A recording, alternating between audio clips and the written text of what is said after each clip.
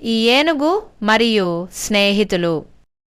ఒకరోజు ఒక పెద్ద ఏనుగు అడవిలోకి వెళ్ళాడు. అతనికి స్నేహితులు కావాలి అనిపించింది.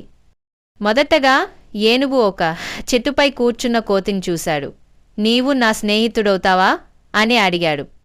కోతి నవ్వుతూ చెప్పింది, నీవు చాలా పెద్దవాడివి. నా లాంటి వాళ్ళు చెట్ల మీద ఊగుతారు, కాని నువ్వు చేయలేవు అని. తరువాత ఏనుగు ఒక కుందేలును చూశాడు. నీవు నా స్నేహితుడవుతావా అని అడిగాడు.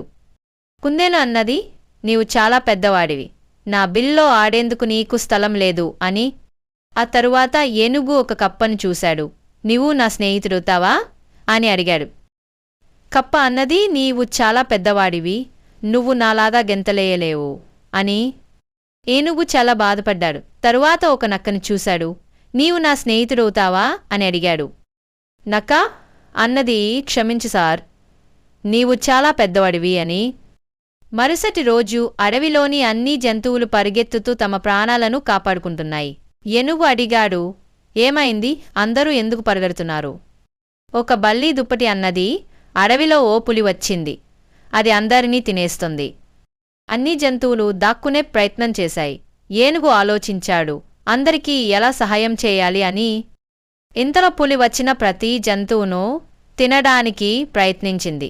ఏనుగు ధైర్యంగా పులి దగ్గరకు వెళ్ళి అన్నాడు, దయచేసి పులి గారు, ఈ పాపం జంతువులను తినకండి. పులి గర్జిస్తూ అన్నది, నీ పని చూసుకో. ఏనుగుకు ఇంకో మార్గం లేకుండా పులికి ఒక గట్టిగా కిక్ వేశాడు. భయపడిన పులి పరిగెత్తి వెళ్ళిపోయింది. ఏనుగు అడవిలోకి తిరిగి వచ్చి, పులి భయపడి పారిపోయింది, ఇప్పుడు మీరు భద్రంగా ఉన్నారు అని అన్నాడు. అన్ని జంతువులు ఏనుగుకు ధన్యవాదాలు చెప్పారు. వారు అన్నారు, నీవు మా స్నేహితుడవడానికి సరైనవాడివి అని.